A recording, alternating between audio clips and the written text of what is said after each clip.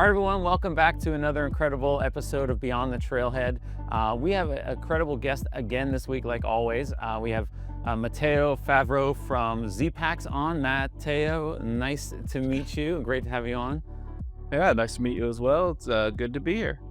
Awesome. Well, you guys are out in Florida, actually. You guys have your offices out there. And if anybody's out been hiking and stuff like that, they've used Zpacks to some degree. They're your tents, backpacks, your little camp slippers that you guys have, all that good stuff.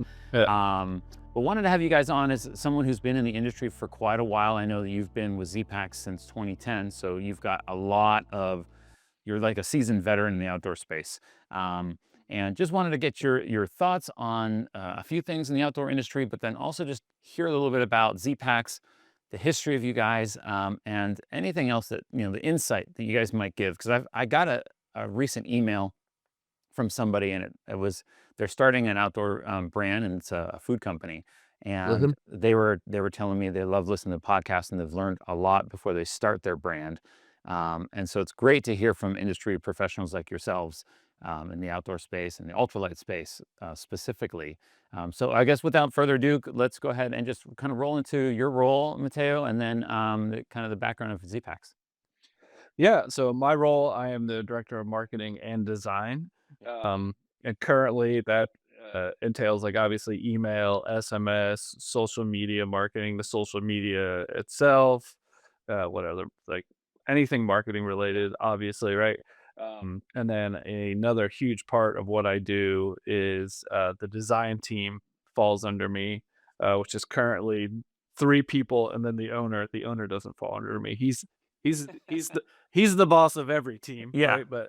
But on a daily basis, they report to me, and that's something we've really been focusing on in the last 2 to 3 years.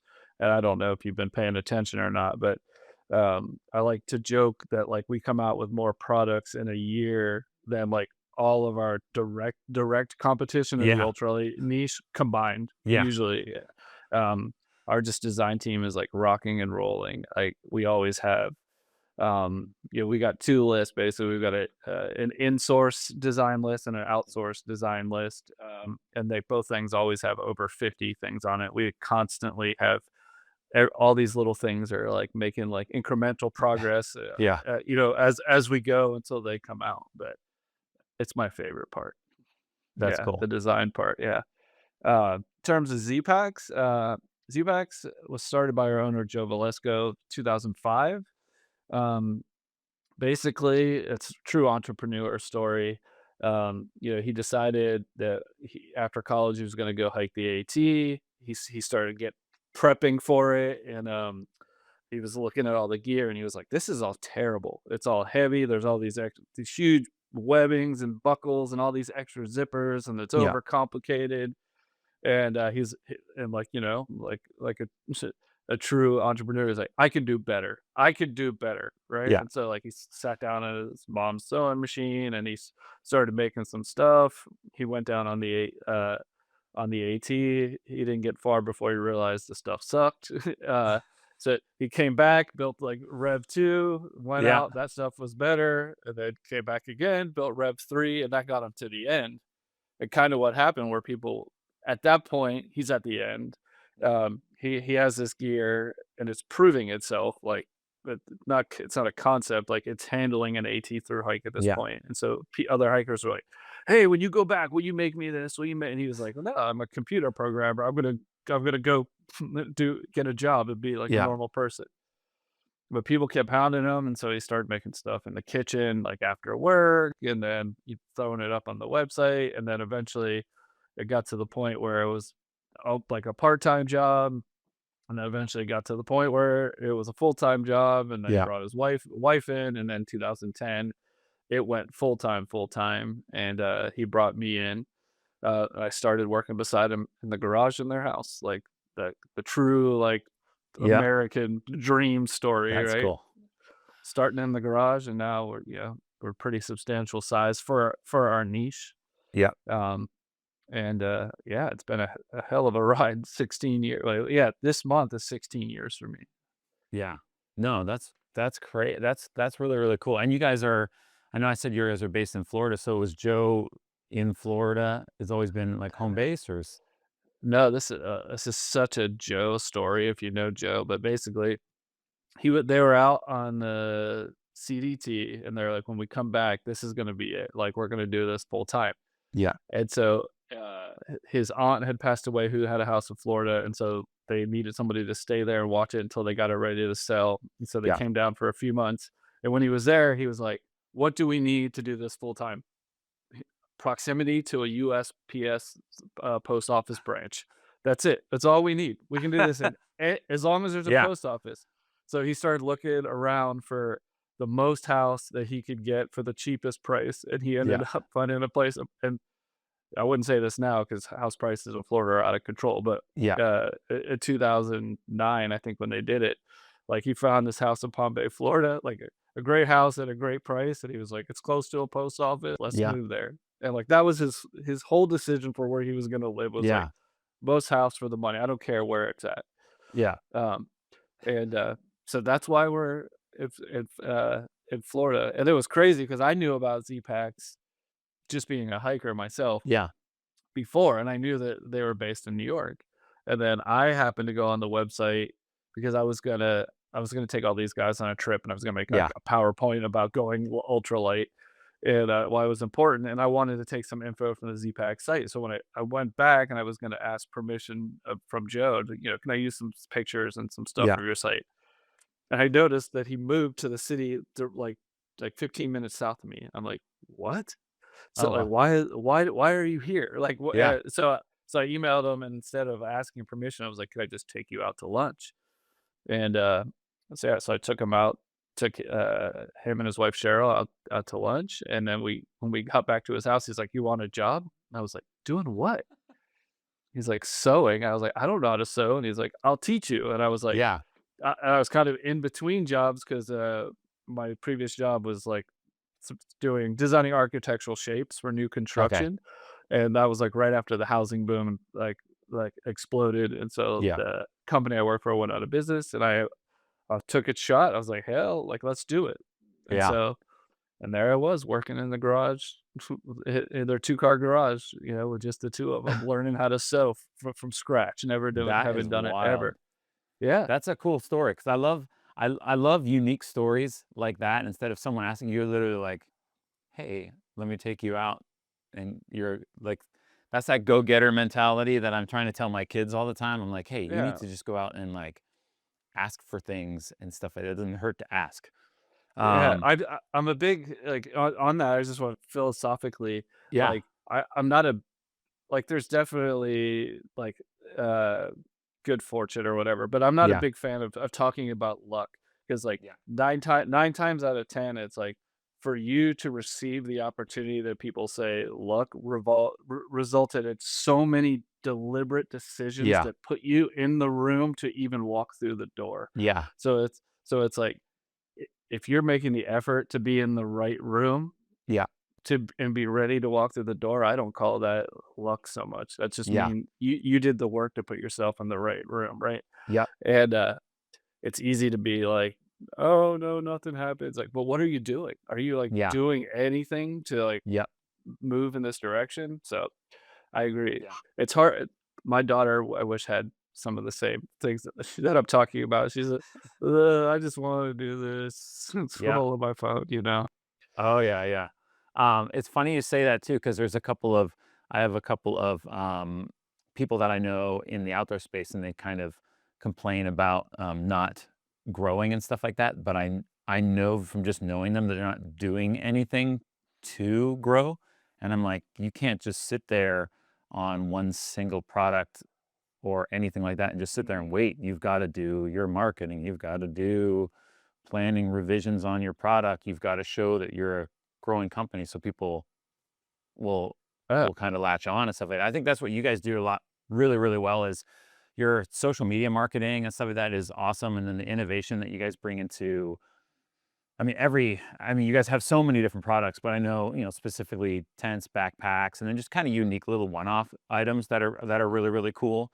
I was at Trail Days I've been mentioning this a couple times on some episodes, but I was at Trail Days and I ran into your team and stuff like that. And went to Tent City, and you see a lot of different tents, but you also see a lot of Zpacks and Dan's tents and stuff like that because people love the innovation, the lightness of it, and everything else. But I think that attributes to not just thing, but that's the whole marketing and the and everything aspect of it. Yeah.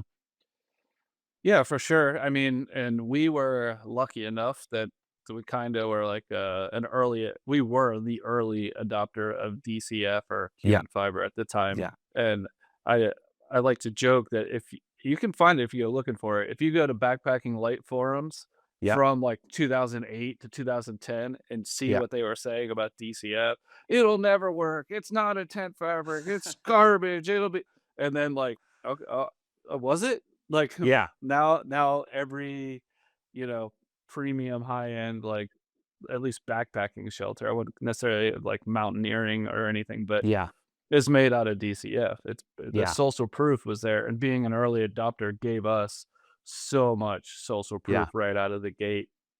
Uh, yeah, so that's nice, and that build brand loyalty and brand trust and all those things as well. yeah.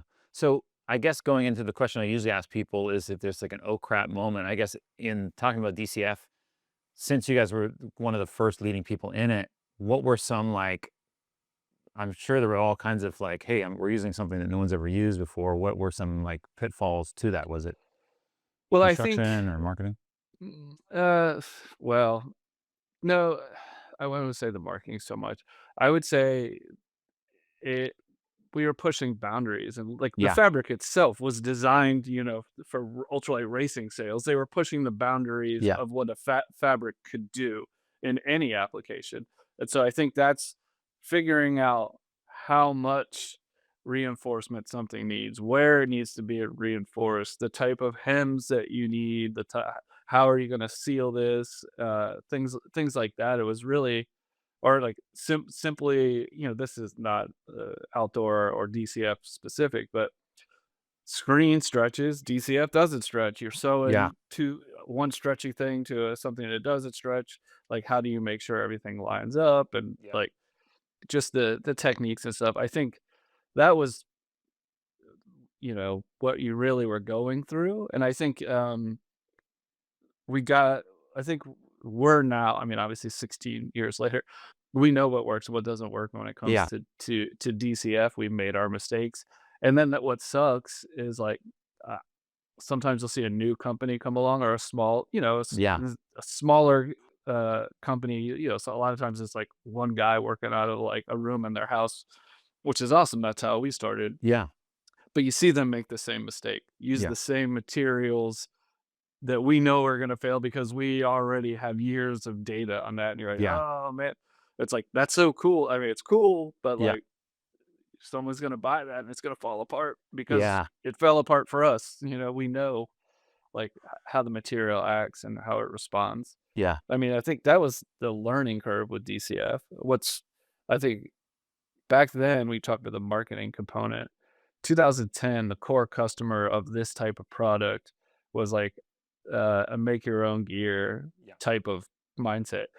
They didn't care about the finish. They didn't like, all they wanted was like, "Can I how light is this? Is yeah, this light? And, like, will I not die if I use it?" And, like, people were really interested, like, jokingly, in, like, seeing how close to death they could be. And still it's still like, they weren't a lot of them weren't necessarily enjoying the actual act of the hiking. They were yeah, enjoying, like, how far they were able to push their kit, right? And I think now, since then, now you can type in best backpack or best 10 or whatever, and you've got all these top 10 lists, and, a lot of people in our space, including ourselves, are in all those lists. And now you have, like, an Amazon style customer who's got no frame of reference, no idea, like, really what they're getting into. They're just like, "I saw this, it said it was the yeah, best, and I'm gonna buy it."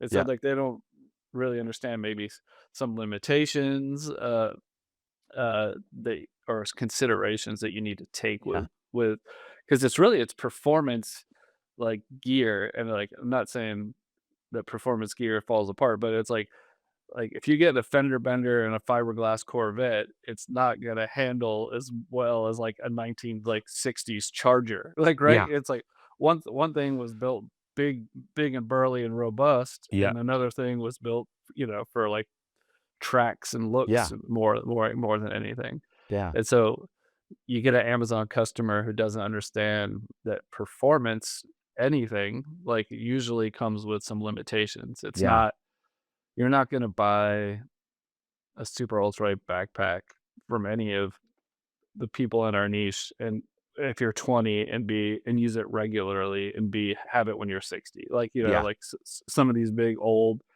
like, framed packs that you Yeah. see from the 70s, like my wife's dad's pack. We have it hanging up at our property in Georgia because you could still use it. It Yeah. doesn't really, and he used it all over the place. So I it probably weighed 7 pounds empty, but I love that analogy of like performance because I watch car videos all the time, and you got like the perfect. That's a perfect example of the carbon fiber and everything else. You've still got to take care of it and stuff like that. Because I see some people, they make videos on YouTube sometimes and stuff like that of certain tents or whatever, and they're like, "Oh, this falls apart," or this the tub of my tent's getting holes in it, and I'm like, well, it's a certain type of material. It's not, like giant thick canvas that you can just flop on and walk on it with your shoes, over and over and over again. So, um, no, that's a really good. yeah, I'm keeping that as like a yeah. huge point. That's a Uh, great. my go-to analogy when I get into this space, really from a marketing Yeah. standpoint, not like continuing that, is we're try we make race car tires, right? Like Yeah. those, if you think we make race car tires. How many people need race car tires? Almost nobody, Yeah. because everybody has a Toyota Corolla. Toyota Corolla is awesome. It's gonna last you forever. It's gonna do the trick. But when you go from this mindset of like a hobbyist or just like a normal civilian to like, I want to go pro am, or because there's very few pro like Yeah. hikers, but I want to go pro am. I want to like step up my game, right? It doesn't matter what discipline you're in or what you're into. Like, that's, you start making a leap where the price point of what you're buying changes and all that stuff. But when we go back to a race car tire, race car tires are really, really expensive. Mhm. Almost nobody needs them. But to your point, do you know how long a race car tire lasts? Like on a desk, like they drive it for like 60 miles and it's Yeah. done. Like, Yeah. right. And I'm not saying that's, our gear Yeah. obviously can last full through hikes and beyond, Yeah. but it's not bomb proof forever type of thing, right? Yeah. And it's like, this is, you're upgrading your game in terms of performance, how light you can get it, your entire kit, how small that volume can be, so you're easier to navigate, Yeah. things like that. Like, you have all these considerations that are like allowing you to either go faster or farther in a day, but take both of those out of there. Hey, I'm 70 years old. My knees are shot. My back always hurts. Like, I still only wanna do 8 miles a day, but I don't wanna do it with 70 pounds. I wanna do it with 25 pounds or 22 Yeah. pounds, because the wear and tear on my body is so much less. So you're really creating like, I have to look at it like a performance type of thing, and with that, like a race car tire, like, it's not for everybody. You gotta understand, you pay a premium price for premium fabrics and technology, Yeah. but it's not designed to be a Toyota Corolla, like, Yeah. right? Yep. And I think a lot of people expect for the price that you pay sometimes that you get a Toyota Corolla with like 500,000 miles on it, and it's like, Yeah. no, it's not. The price is indicative of the fabrics and the technology, and what it allows you to do and open up. It's not Yeah. necessarily indicative of the longevity of it. Yeah. That's good. And there's always a market for everybody's, what they need. I mean, I feel like when I'm on the trail, so when I'm at the start of the AT, I see people do their shakedown and stuff like that. And so I see a lot of like um, you know, Kelty and stuff like that kind of brands, and nothing wrong with those backpacks, but they like what you were saying with I don't want to hike with 70 pounds. I want to hike with 25 pounds. And then I see them do their shakedown, and then they're at the store and they're like swapping out for um, your bags, like all kinds of like ultralight pads and stuff because they realize, hey, I can save, gosh, so much weight. Even when I got into it, I was thinking, and I think the biggest barrier for most people is just like the initial, once you like backpacking and you want to do it, then you gotta go, okay, I want to spend, like with anything, I think you go a little bit in and then you go, okay, now I'm going to spend money to get into it and go.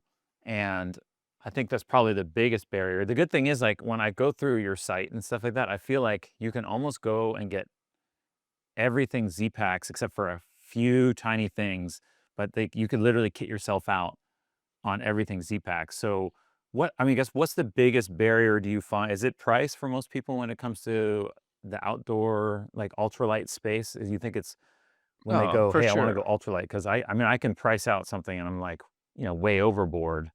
But Yeah, I think there's a lot of barriers for a lot of people to yeah, get outdoors in general, yeah, outside of the gear, from access to inclusion and all kinds of things. hmm But I would say the price with I mean, it's super we make super ultralight gear out of, like, the most premium fabrics, yeah, like, generally, like, that's like, almost everything we make is the lightest functional version of that thing in the world, yeah, and if it's not the lightest, it's like, we're talking, like, within, like, 3%, right? yeah, So, it's like, that's our specialty, and the reason we do that is for the performance aspect, right? And with that, that comes a price.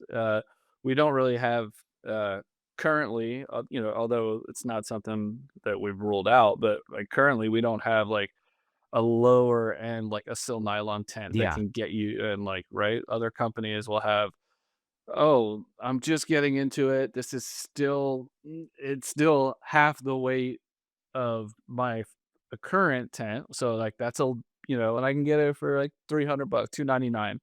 And then it's like, "Oh, I like this style, I like this design, I'm ready to go all in now." And then, maybe then they upgrade to, yeah, a $700+ DCF tent, which is just insane. The duplex was $499 when it first came out, like, right? Like, and now yeah, it's how it's like $700 and yeah, it's uh, whatever, paying our workers a living wage, yeah, and also, like, the fabric just progressively got more hmm expensive, and that's not stopping, yeah, and it's made from petroleum, and look what's happening right now with all the yeah, oil and stuff, so it's like, yeah, is there any end in sight to where DCF can go in terms of tents, right?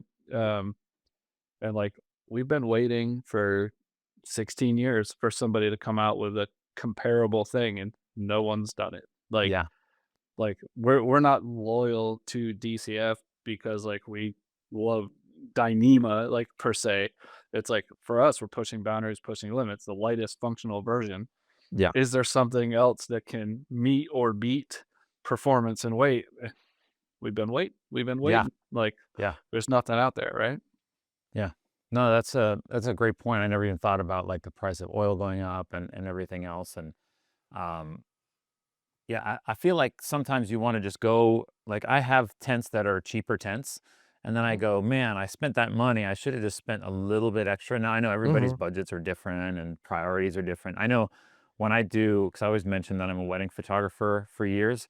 And so some people will not even bat an eye when they hire me for their wedding when it comes to the price. Mhm. And then because that's a priority for them, the top three priorities are usually the venue, and then the dress and the photography. But some people could care less about photography and want to spend all their money on flowers. So when they see my price, they, they just lose it and they go, "What? I'm not paying that." And I'm like, "Okay, well, I mean, that's fine. You don't have Okay. to.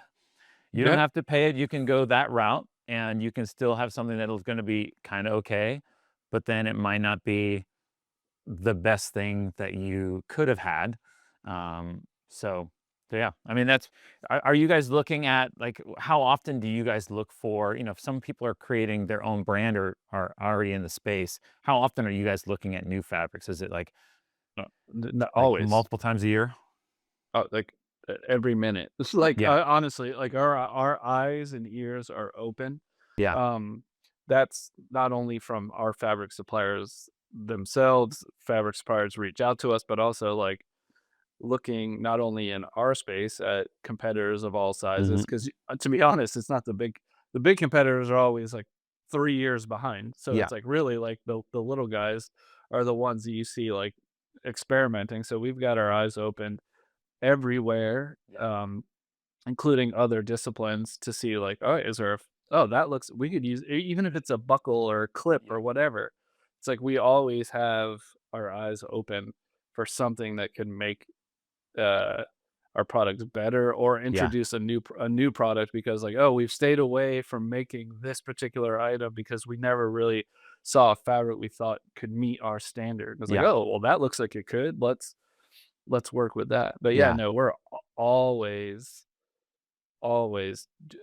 pushing to find the next thing because Yeah. the I think that you're getting diminishing returns now, in terms in the ultralight space, in terms of, uh, percentage-wise of, what you can cut out in weight. Uh-huh. But even if it's the weight doesn't go down, but the strength goes up or something like that, we're always looking, but to be honest, there's not much, substantial innovation in terms of weight saving. Yeah. Strength perhaps, but, like, not not really. I mean, how much lighter can we get these Yeah. things? Yeah. Yeah. No, when I used to build a bunch of stuff, I used to build a lot of props and do a lot of stuff for marketing, and, I would always go and just walk around Home Depot, and the Home Depot employee would ask me, "Hey, what are you building?" Like I'm doing some sort of house repair. I'm like, "No, I'm in the plumbing section." I'm like, "No, I'm looking for a specific shape or a specific thing that can do this that has nothing to do with construction." And I think that's a great point is that you can't just look when you're trying to innovate, you can't just look inside at only the outdoor camping space. Yeah. You got to look at, I mean, everything at race cars, kitchen, who knows what they're doing with kitchen gloves. And next thing you know, they're using some random material that is super light or super durable that doesn't cut the knife through. And next thing you know, you're like using that Yeah. material. So Yeah, no, that's, it's all and that so, like, an interesting thing I've learned at Zpacks, like, I mean, like, it's been here a while, is, and it could be a deficiency on our part, but the way that we approach things in yeah, general and the way that we want things done, there's, like, there's almost 0 examples of an out of the box solution that's ever worked for us. mhm, I'm talking from website design in the back end to our ERP system in the back end, like, whatever we're doing, it's like,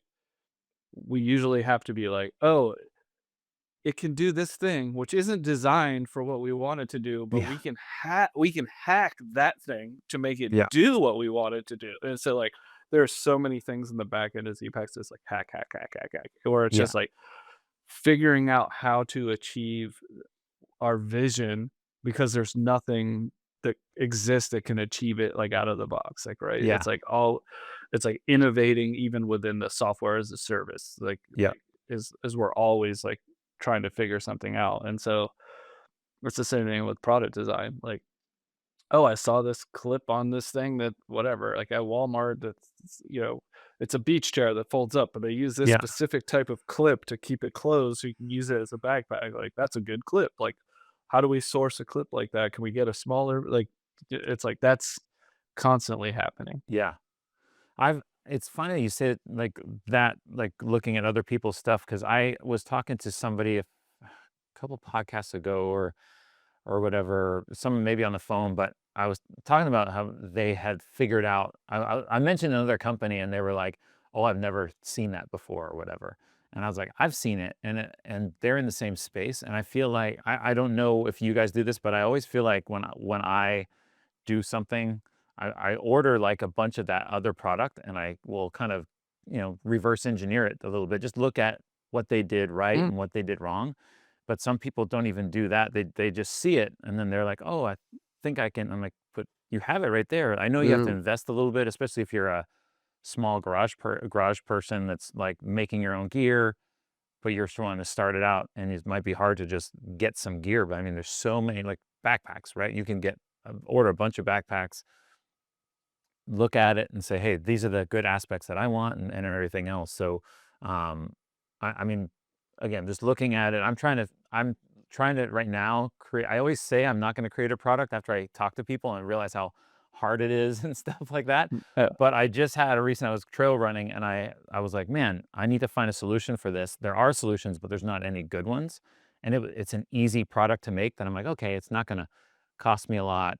It's not going to be hard to make. I can sew it myself. Right now, that whole like find the solution, and I'm like, oh, I'm Yeah. now going down the rabbit hole of looking at materials on Ripstop by the Roll. Like, what do I Yeah. do? And I'm like, so I ordered a bunch of products, and I'm keeping them. I'm not just going to like return them. I'm like Yeah. keeping them and looking at them, going, okay, man, all these do it wrong. I can do it hopefully better. Might be a little Mhm. more expensive, but it's going to be more quality. People are going to use it longer and stuff like that. Um, so yeah, No, it's we on occasion we'll buy some other stuff, but luckily most of the time it's like not too hard to look at the pictures to yeah, figure out how they achieved what they achieved, yeah, whatever the achievement is. I think there's a real fun thing that like happens in the space, especially with brand loyalty, is like yeah, people are, oh, you're ripping them off, or oh, it just looks like yeah, this, or just looks like that, and it's like I think anybody who's smart and has an idea for a product, the first thing you do is like look at the landscape. yeah, What products are close? What products are a solution for the problem, if there are any, yeah, right? How do they go about it? And like you said, what works? What did it? What did they do right? What did they do wrong? And I think at the end of the day, like there's like a Zpacksian way of approaching a yeah, product in terms of like how we reinforce fabric consumption and all the all the list goes on and on and on. Where it's like where we can create our version of something and it will be like the lightest yeah, functional version available, right? Is like because we have an approach, right? And so I may get myself in trouble here. So there you go. So if you're paying attention, so we're gonna come out with a new long sleeve button up shirt. We currently already have one that's a yeah, collab with Town Shirt. So we got a prototype in. Like we're testing a new fabric, testing little design changes, all these yeah, things. I wore this shirt in 2 videos that nothing to do with the shirt. I just had the shirt on yeah, in these videos. But people are like, "You're ripping off this company. You're ripping off the same company." I won't say yeah, their name. You're a minute, and I was like, it's like I was like one guy was going crazy and he sent this email like you know how yeah, it is. People are passionate, and I feel like the guy thought he was white knighting the company he was talking yeah, about. He was standing up for like a yeah, company. And I had to, like, break it down. I was like, "This company didn't reinvent the wheel yeah, or the long sleeve button-up yep, shirt. They do one thing differently, and they crush it at yeah, that thing, and we love it. We like yeah, it. We like this company. I like the person, like, who runs the company."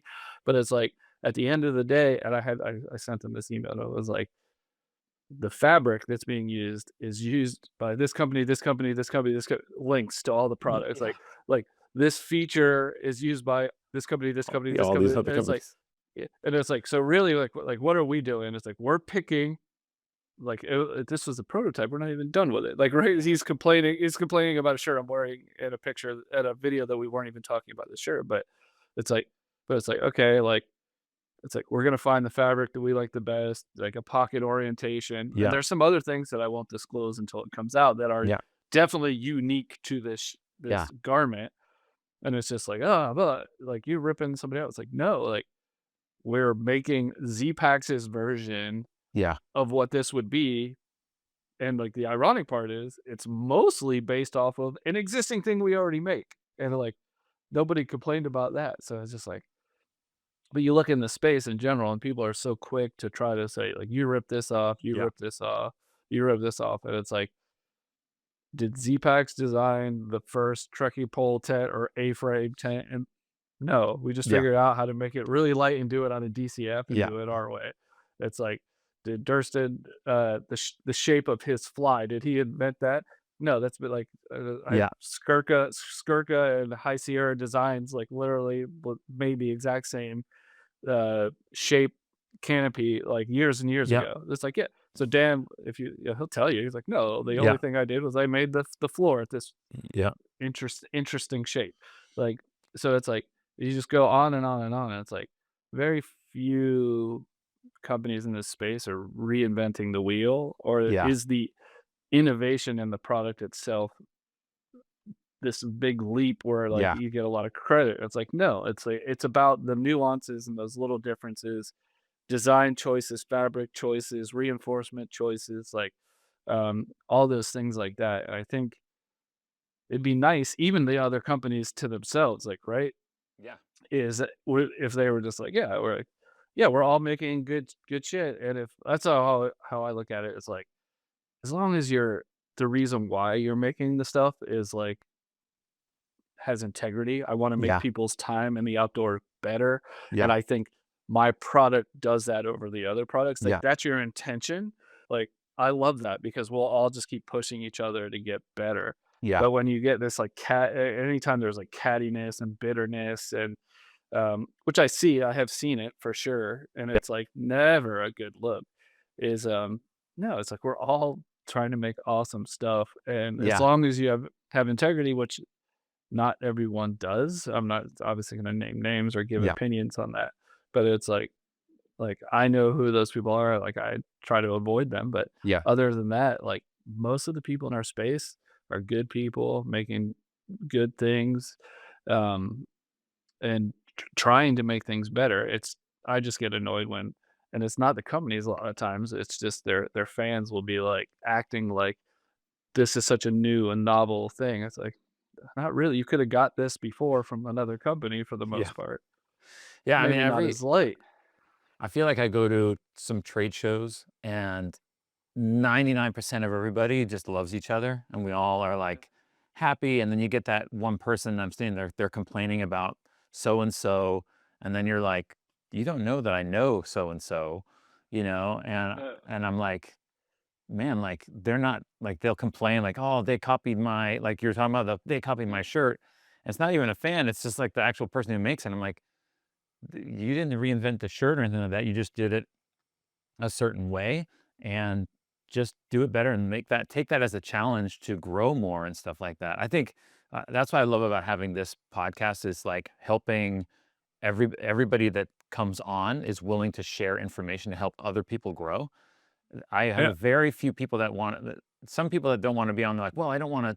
I've had somebody say, like, I don't want to share my trade secrets, and they were like so closed in. I was like, but and I'm not gonna say who it was, but like they're just like so closed in that I'm like, uh, like we're talking about, uh, you didn't reinvent anything. There's nothing trade secret about your stuff or anything like that. I mean, yeah, you don't even like, have to mention certain things. Just come on and share and help other people grow. Because if you uh, grow, the whole outdoor industry grows, then everybody's going to grow overall. And it's going to be great for everybody. yeah, I our owner has a little bit of that, in him as well, but, I'm like, Bro, like, um, if you this is wild. This is wild with ChatGPT right now, and so I've done this prompt, but I won't insert company names into Yeah. it, but, like, if you do a prompt and be like, "Where does company A get the fabric that they use to make product B?" And then ask me Yeah. qualifying this is my favorite end of the prompt. Ask me qualifying questions until you're 95% sure. You give me an accurate answer, and it gives you, like, 10 questions, and you Yeah. answer it. And then it literally I did this prompt, and it was like, "Oh, they get their fabric from here. Here is a link to the actual shipping logs coming out of the factory." Like, it's Wow. like, there like, there are barely any trade secrets left, Yeah. like, right? And so it's like, the thing that you could never give away, well, maybe, but I was like, the thing that you can never give away that will actually, hurt your business is the enthusiasm to another person. Yeah. Like, right? If you're a go-getter and you're gonna get it and you're gonna work hard, you don't need somebody feeding you trade secrets. You're gonna go, you're gonna Yeah. find them, you're gonna figure it out, you're gonna do the work, you're gonna do the hustle. That's why you'll succeed. Most people like have a dream and then that's it. It's like a, right? And well, here's my enthusiasm for people. I always say the only difference between a dream and a plan is when you put it in your calendar. The only difference. If you want to start a company and you want to make something, you want to do this, you have to be realistic, but you got to be like, okay, I want to make this product. Put it in the calendar by or like whatever November 15th, I'm going to spend all day emailing fabric companies. Okay, December 14th, I'm going to follow up. January 14th, I'm going to order like my favorite 3 samples. But like you just put it in your calendar and then the dream stops being a dream and now it's a plan, right? Yeah. But the thing is like how bad do you want it? How bad does anybody want Yeah. anything? So it's like giving away a trade secret. I could give away a trade secret like right now, which I won't, right? But I can give away and that 99% of people wouldn't who even want to use that information to further themselves or come up with a product. They Yeah. won't do anything with Yeah. it, right? Because do you want it? How bad Yeah. do you want it? What's your motivation? Yeah. No, that's really good. I just wrote that down. I was like, Yeah, okay, I'm gonna tell it to my wife as soon as I'm done. yeah. No, Like, write it you down. be She always tells me to write it down, and I'm like, okay, I'll write it down. Yeah, I'm telling you, you start living your life, like, the only difference between a dream and a plan is putting it in your calendar, you will do so much more stuff.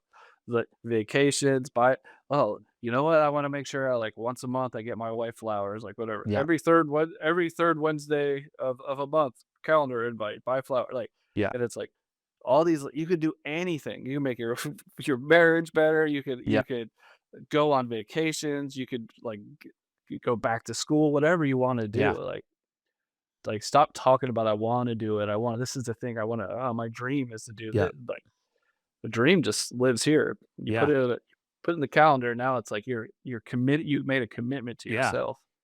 I did that with this podcast, actually. I used to say, I'm gonna do it, I'm gonna do it, I'm gonna do it. And then finally my wife was like, hey, just put it on the calendar, get a couple people, and then do it. And then from there, I was like, oh, so now it's on the calendar. I do it all the time. And I'm like, oh, it actually worked. So yeah. Well, it's a routine now. Yeah. Now it's a thing that you do and, like, right? Yeah. If your wife hadn't given you good advice, you might not have done it. Well, speaking of my wife's from South Korea, and I had to ask kind of, I know you guys have a little bit of like a fan base in South Korea. And so I don't know if you can kind of tell me like how that started or how that kind of worked out because, or if you have any, even if you guys have any, because I know some companies will do certain countries exclusive stuff that you can only get in that country. So Yeah. kind of how did that happen? No, so this was I mean, you couldn't ask for more as a brand, but this was Yeah. like 100% organic initiative begun in South Korea without any conversation with us. They were just like, "Hey, like we love Zpacks. We're gonna make this group called Team Zpacks Korea. Yeah. We're just gonna meet up with other Zpacks gear owners," and so they started building this group.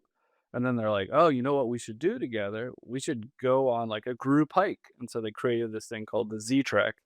And so they reached out and they're like, "Hey, are you okay if we do this?" I was like, "Yeah, yeah, of course, go for it." And then, you know, then we got more heavily involved where we're like, yeah, well, sending some stuff to hand out at the events. And then Yeah. I went and actually did the Z Trek event 2 years ago, and it was awesome. Such high energy Yeah. down there. Like uh, it's it's interesting the considerations that different cultures have in terms of like finish and performance and all these things, color choices. We're learning Yeah. that quite a bit as we're expanding with our international like distributors and stuff like that. Is like the colors that people want in Asia are totally different than what they want in Europe. Yeah. Same product, totally different color mix, and it's just regional.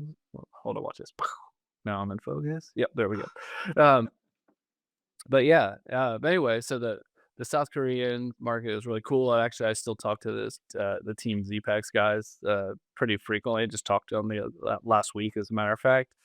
Um, and I can't pull it off my wall. I can pull this off my wall. Can I? Maybe. Come on. Yeah, look at this.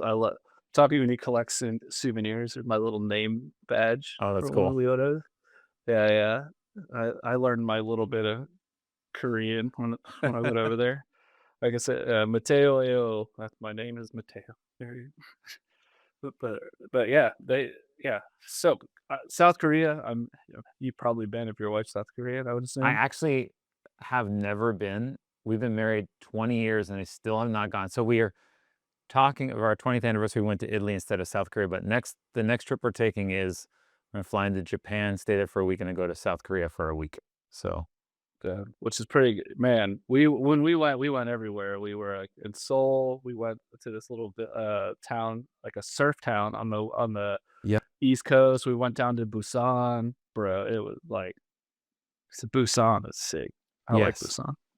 Yeah, that's cool. so you So you so should do you do it. guys have any like anything that you can buy in South Korea that you can't get here, or is it still the same stuff, just maybe different colors and stuff like that?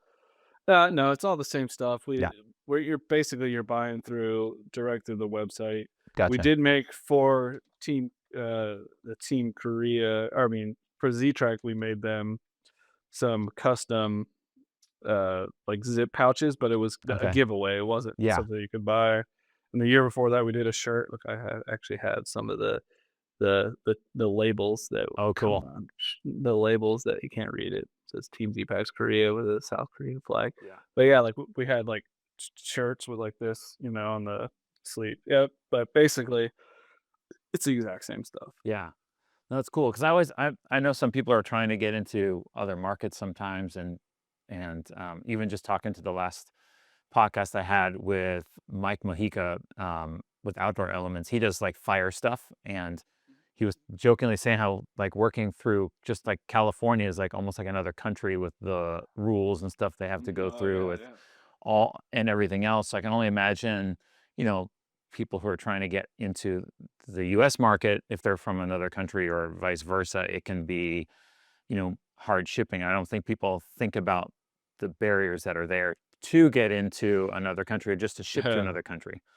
So, Oh yeah, I mean every country has its own like import export law and like the VAT tax and like yeah. luckily if you've got the right e-commerce platform, it depends like if you're selling direct to consumer or like B2B, but Yeah. um it's like like Shopify, if you have the right platform, can do pretty good for you, Yeah. helping you out there. But no, I mean, even the state tax laws now, like, it's like every state has a different law and threshold for sales over the internet, and some is like once you reach a certain dollar amount, then you've got to pay this much. Some are if once you reach a certain number of raw sales, regardless Yeah. of what the revenue total is, and then you did, and so it's like you'll start the year out and it's like you know 4 states is all you're really having to pay tax in, and then it's like okay by March now it's like 12, and then like boom, like you keep Yeah. reaching these different thresholds. But from an accounting standpoint, it's a nightmare the way Yeah. it's set up. Yeah. Well, I guess I almost last question, but you kind of led into it a little bit. Is I know you guys give back a lot to a lot of different organizations and a lot of trail different organizations and stuff like that. So I think a lot of people do it because of tax write-offs and everything is what they think companies do. But I know that how can, from your perspective, how can companies give back to help grow their business and to help out those in need? Or how did you guys figure out what you were going to give back and how that kind of helps you guys out as a company? Um, so I mean, I get this is company dependent on a Yeah. philosophy, and I can't necessarily even Oh yeah. give the company philosophy from ZPACs, but like as the marketing director, I'll give Yeah. you like where we're at, and it will start with the uncomfortable bits. Is from a consumer perspective, in terms of making or breaking a sale, nobody cares. Yeah. Made in America, people if it says made in America, people are like, "Oh, I love that it's made in America." But when it comes to putting your money where your mouth is, most people will not pay 5% more for a made in America version versus a made in China version. It's something that makes them feel good if they were fortunate enough to buy something made in America, but they don't care enough with their dollars, with their wallets. Yeah. Same thing with like giving back initiatives. When we first started our giving back initiatives, we were like, "He- you get to choose who you want to donate to and how much, and we will double match you." And Yeah. then like for the month of February, we'll triple match you. And like all of a sudden, and there's like not a ton of money came in, right? When you're Yeah. like, oh, like we're willing to double or triple match like anything in this like list that you want. Like most people Yeah. weren't doing it. And so we were like, we were disappointed in like how that worked out because like we didn't give as much as we wanted to give. We Yeah. thought we thought we should be giving more. Um, and so I think you got to do what's right, right? And when that's Yeah. everybody has a different opinion of that. And so when I sat down and came up with the the list that we're doing now, which is mainly just the national scenic hiking trails, with the exception we have a group um, in Virginia called Beyond Boundaries who takes like people with disabilities out there. But Oh, basically, cool. the idea is, yeah, the idea really is like we sell primarily to hikers. Okay, so you have to have somewhere to go. So like donating to organizations that protect and procure public lands, because without that you have nowhere to go. Yeah. Then it comes then it's uh groups that build trails on these lands. That's where you get the like national scenic hikers. Who are the groups building and maintaining these lands? And then what are the groups that are removing the barrier to access to these lands? How can we get the most people out there, right? So Yeah. one, you got to have a place to go. Two, you got like or a place to build a trail, and then two, now you need to build a trail and maintain it because like what there was this trail they spent all like years building in Norway, and it was like awesome. And then like Yeah. the second they were done, they're like, okay, we're done. And then like 2 years later, it disappeared because Yeah. nobody maintained it, right? And then three, you need to remove any barrier of entry you can to get people out there to use it. And that's kind of like the right thing. We make our money from selling products to people who are going hiking. So it's like they need a place to go Yeah. hiking. So let's preserve our customers' Yeah. joy in where and what they're doing by supporting groups that do that. Now, there's a million ways that you could give back, and I mean, I'm actually a bigger fan of getting your hands actually dirty, like Dirty. Yeah. real dirt. The easiest thing in the world is to donate a buck or two, like whenever you're doing something, but like going out of your way to like get your hands dirty. I'm gonna go pick up trash, or I'm gonna go do some trail building, or go help a organization like Beyond Boundaries, like on a group where like they may need somebody to help with uh, some of the participants, right? So I think it's a responsibility. It's kind of gross when a company makes their money off, especially like in the outdoors, makes their money off a certain community or Yeah. lifestyle, and then they don't do anything to preserve or support it. Like, Yeah. right? It's like it's it's a little gross. Like Yeah. you're not giving, but you're taking, Yeah. right? No, that's good. That's really good advice is giving back to the community that you are serving or that you're um, wanting to serve and taking Yeah. taking their money and you're like, hey, and it's not saying you're being selfish by it, but in essence, you're going to kind of help that cycle of growth by giving Yeah. back to that community, and then in turn, they're going to now be able to go and do more and stuff like that. So, no, it's really good. I just wanted to touch on that because I know you guys. I've never touched on that before on the podcast about companies giving back, and someone had asked me as well, like like how can I give back to the outdoor space, or why should I do it? And from we do it too. Like for a wedding business, we give back to a couple of places here in the local area where I live. And I'm like, it's a tax write-off, but also I care about that ministry or that NGO or whatever. So I think Yeah. that's really, really good. I Um, know. Speaking of like the shirt you're wearing, the enlightened equipment, I know that sure they probably still do it. Yeah. They gave back money to like a battered woman shelter because yeah. Tim, their owner, that was something near and dear to his heart. So there's Yeah. like a local shelter in their area, Yeah. near and dear to the heart. Like helping the community. And it's like it doesn't have to be outdoor stuff, Yep. but like it's how I don't know how much they're promoting that. Like we got a little thing at the top of our website, but it's not something that it's not about patting ourselves on the back. It's Yeah. just about doing Yeah. what's right. Um, and so I think there's a lot of ways you can do it. Yeah. No, that's good. That's really good. I guess my last question before I go into like the rapid fire round is a kind of an easy question, but what's the legacy or impact that you guys hope to leave maybe on the outdoor space, you yourself, or maybe Joe, or just the company as a whole? A legacy. I I think the legacy is right is making the barrier of entry to the experience as small as possible, right? Mhm. So it's like, you know, not necessarily in the same vein as the giving back, but it's like if we make if we make it so that 65-year-old guy who used to go backpacking with his kids when he was in his late 20s can go back out there and do it Yeah. because the only reason he stopped was because his knees and his ankles and his back. It's like we've rekindled that joy and gave him, you know, peace of mind. Like, Yeah. you see the mental health benefits of being outside, right? So it's Yeah. like, all right.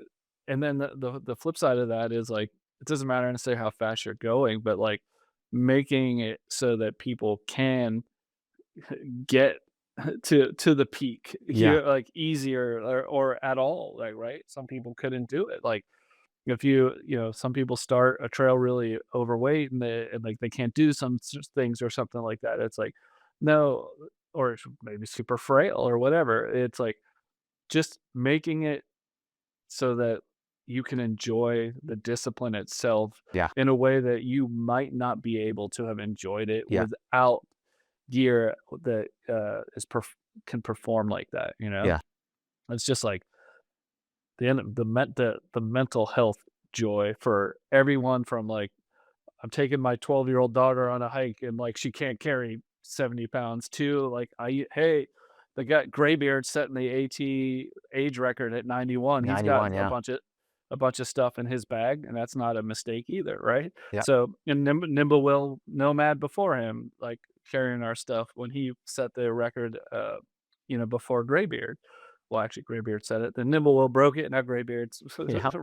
re-breaking it. But yeah, so you could talk from my daughter did the Tour de Mont Blanc when she was 7. The day after she turned 7, Oh, wow. right? So you can make something possible for a 7-year-old, and the same philosophy that made it possible and enjoyable for a 7-year-old can make it possible for a 91-year-old to Yeah. through hike the AT. Like, right?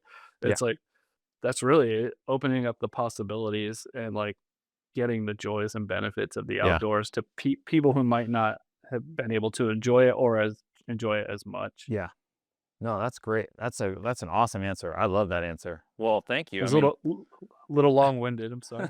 no, no, it's good. I mean, I love it. I mean, I always tell people I learn so much just from every aspect of every industry, part of the industry and stuff like that. But you had a lot of great insights, and I'm sure a lot of people learned a lot. I took a lot of notes. I don't always take a lot of notes, but I took a ton of notes today. Um, so I'm going to go into the rapid fire round. It's just a couple of quick questions for you just to get to know you a little bit more. So first question, before we get into that, if people are looking for Zpacks, where are some places that we can find you guys and stuff like that? All right, just zpacks.com. That's Yeah, one easy, zpacks.com. awesome. Perfect. Okay, so first question is, Mateo, favorite national park? I mean, Glacier was sick. Yeah. Yeah, Okay. Um, uh, tent, hammock, or cowboy camping? 10 always. Tent. Yeah. Okay. Yeah. Yeah. Do you have a favorite brand? I'm just kidding. If Zpacks didn't exist, Zpacks. no, Um, no. Next one is favorite trail snack. Ooh, trail snack.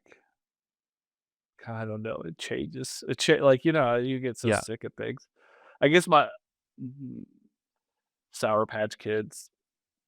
Sour Patch Kids. Yeah. Yeah, No. Oh, I and then I, I, sh- what's your worst trail snack you've ever tried, or like you stay away cl- from it? Cliff Bars. That's like the fourth person who said Cliff Bars. I don't want to reach out to Cliff and have them Cliff Bars and have them on because everybody was like, I hate Cliff Bars. I just had a Yeah. new one. I tell people I just had a new one that I was like, oh, it was at a trade show and they gave it to me. I was like, oh, this is reinvigorated my feeling No, for no, no. Cliff Bars a little bit. I was like, oh, They're so rich and thick, and yeah, then it's like you stop in the middle of, hiking, and it's like you're probably a little dehydrated, so, like, your yeah, mouth is a little dry, yeah, and then, like, it takes so much energy to eat one of those things, you're like, it yeah. just takes, It's like it's taffy. like yeah, I'm like, "This is too much, dude. Just get away from me. Too Yeah. much." All right. Next is coffee or electrolytes on the trail. Electrolytes times 2. I'm not even kidding. I double dose my water with, electrolytes. Really? Okay. Do you do Dude, salt? Do you ever do salt pills? no, I tried them once, but no, not Yeah. really. My sweat stains on my back from the double electrolytes are out of control, but You but you probably know look what? like like a salt pillar by the end of the Yeah, day. yeah, but I I'm not out of electrolytes, I'll Yeah, tell you that. no, yeah. All right, this one is a little out there, but what's the biggest splurge you guys have ever made for your business? The biggest splurge, I would say one of 2 things, I'll tell you both. It's when we switched over to an, ERP, Enterprise Resource Planning software. Um, that comes with a hefty yearly bill. And the other thing, these things happen pretty close in proximity to each other actually, is when we finally invested into a legitimate cut table, Okay. like cutting table. Yep. Like that, it was cut by hand. Like literally we had patterns, you throw it down on the fabric, trace it out, Yep. cut it by hand. Um, Is this one but laser? no, No. it's not a laser Okay. cutter. No, no. It's like holds like 3 different blades. There's all kinds of Oh, blades cool. and a pen marker Yeah. and thing like that. Because But I mean, those are yeah, those are expensive. Both of those things. oh yeah, I always when I talk to certain industries, you have certain huge machines that you just gotta go and get. I know I mentioned it just before we got on, but I'm also doing factory tours and stuff like that starting soon, where we'll do like the podcast with people, Yeah. but we'll also go through their factory while we're talking to them. So it gives something visual for, if people are listening right now and they want to watch it, eventually we're going to be doing that. And we have a couple lined up right now. And side note, I know you guys are based in Florida, but do you guys make your stuff? This could go deep, I guess, but hopefully not. But do you guys make a lot of stuff in Florida, or is it a little bit of both out of A little overseas? well, both and a hybrid. Yeah, So basically, traditionally we've made just about everything in-house, and then like things like trekking poles and umbrellas and yeah, stuff like that. Obviously, we are outsourced. You got to know what you're good at, what you're not good at. yeah, But no, now we have um certain components of like the high volume sellers we're having outsourced, but we're still doing like final assembly in house. So it's like now it's like made assembled in the United States from domestic and imported parts type yeah, thing, and like it gets convoluted a little yeah, bit, but basically it's like we're still trying to employ as many people here making things, and that's what we're doing. Like our clothing is almost all outsourced and yeah, stuff like that. But when it comes to like the sleeping bags, the backpacks, the tents, and the majority of the accessories, those are either wholly made in the United States or they are assembled in the United States yeah. from domestic and imported parts, It's like Apple. components. It's like Apple. It Yeah. always says like Uh, made in Vietnam, but assembled in no, California or hold whatever. on. We ripped that off. Really? So, yeah, let me see if I can. It says like I don't know. It's designed in the USA, made in Yeah, yeah. China. But That's good. it is the design team is here, and this is Yeah, where we design yeah. everything. That's cool. All right, last question. This is always an interesting one to see. But if you could collab with any brand, who would it be and why? So maybe this will light a fire. Uh, so I wanna do a collab with Hoka on Okay. a speed goat, and I know people at Hoka, and I've been put into touch with the right people at Hoka, Yeah. but they're not very good at communicating. Yeah. Is what I would Yeah. say. But yeah, that's something I'd love to do. They already have like the Zpacks blue that they use in other Yeah. places. I just think it would be an easy thing to do, and like I don't want to tell you the figure of how many camp shoes we've sold, but it is a lot. Yeah. So our ability to potentially sell like I don't know how many units a collab would require, Yeah. but like I'm pretty confident we could blow through Yeah. that. That'd be cool. You need to do like, you know Yeah. how you do the funny videos and stuff like that on social? You need to do like one of Yeah. those funny, like my trail fit video, and you Yeah. show like, Okay. Dude, so I'll tell you something that is like so rewarding in this particular role. Yeah. At this point, when I go out on trail, with the exception of my underwear, I have had either the primary role or a role in designing and creating every single piece that I'm wearing, from like the button-up shirt yeah, to our trail cool shorts to the socks, and even the foldable trail hat.